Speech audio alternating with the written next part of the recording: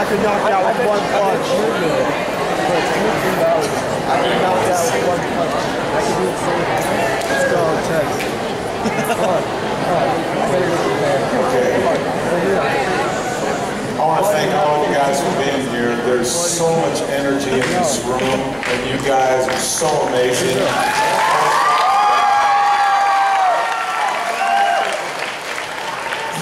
All right. Being that I'm a coach, I know all about how to make champions.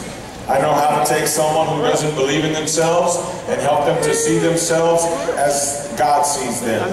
What we're going to do for the next 10 to 12 weeks, I want you to understand and hear this, we're going to, through the Word of God and through the life of David, we're going to change your life, because all of you need a change in your life, okay? Let me tell you a couple of things about who David is, and as I tell you this, I want you to understand and know this. We want you to, look, this place is packed. We've got at least 1,500 people in here, and that's really good. But I'm going to challenge you guys. I'm going to challenge you for every one of you to just bring one person. If I do my math right, that might be 3,000 people. That's the challenge. There it is, because here's what, you have a friend. You have a brother, you have a sister that needs to be a champion and they don't feel like it. Today I'm going to give you 3 truths that are going to change your life. And today, listen to me, I'm going to show you today through the Word of God how to be a champion. Let me tell you about David real quickly. The Bible writes so much about David. You know who Abraham is? Abraham is the father of faith. Do you know that only 14 chapters in the Bible are written about Abraham? Joseph was a wonderful man. Joseph was a man whose brothers, they turned against him. They sold him to slavery. Joseph was phenomenal. But Joseph, only 14 chapters are written about Joseph. Let me tell you about David. When you learn this about David, here's what I want you to know. In the Bible, there are 66 chapters written about the life of David. So David has something different from everybody else in the Bible. David has something that is pleasing to God. And as we see the life of David, and as we study the life of David, we want you to understand that you can do what he did. Before I tell you today's message, let me quickly tell you, next week, I'm going to talk about what makes David the most important person in Israel. At age 18, David kills Goliath. Before I tell you what David does to kill Goliath, before I tell you the turning point of a champion, because all of us need a turning point in our life. All of us are going in one direction, and we need a turning point. We need to change and get away from the average life that we live. We all need to rise above our problem. We all need to rise above our addiction. We all have giants in our lives. Every one of you has a giant. I don't know what it is, but God knows what it is. And the only way you are going to cut the head off of the giant in your life is by learning what David does today so he can face his giant tomorrow. Okay?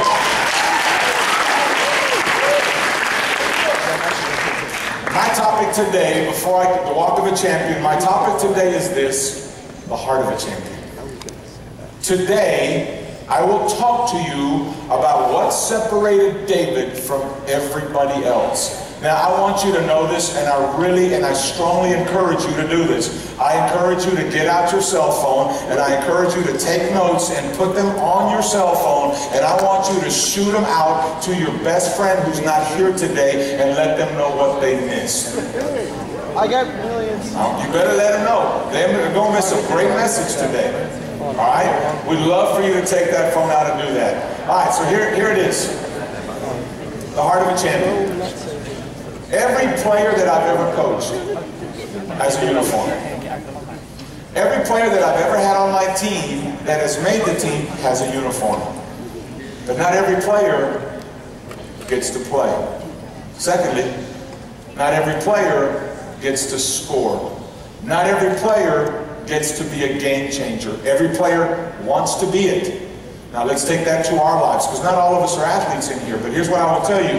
Every one of us wants to make a difference. Every one of us wants to cross the line. The line from mediocrity to excellence. The line from being a pretender to a contender. The line from being a chump to a champ. Okay? All of us need to cross that line. Today I'll teach you how David does that. I want to show you this first picture.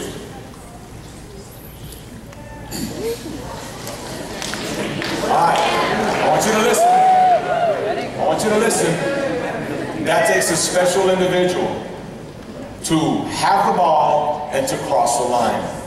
It takes a very special person to say, I'll take it. Give it to me. I'm willing to take a chance. What is it that makes him different from everybody else? Why does the coach call a play for him? Why does God choose someone over someone else? Why is it that that person is successful and I'm not? What do they have that I don't have? Harvard University and Dale Carnegie Foundation does this study, and they want to know the difference between the people that are successful in business and those that aren't. And as they do this study, here's what they find out. Those people that are successful, those people that are champions, 15% of them, 15, 1-5, become champions and become successful because they have a certain skill that the other people do not. They have something about them, whether it's through knowledge, whether it's through some type of technological skill, whether they throw a football better than someone else, whether they have a better GPA than someone else. They distinguish themselves from the rest of the pack because of a skill. The other 85% that became successful not because of a skill, not because of their background, not because of their education, not because of what side they grew up on the tracks, not because they were wealthier than someone else, or not because they were more beautiful than someone else. The other 85% that became successful through this study is because they had the right attitude. Okay?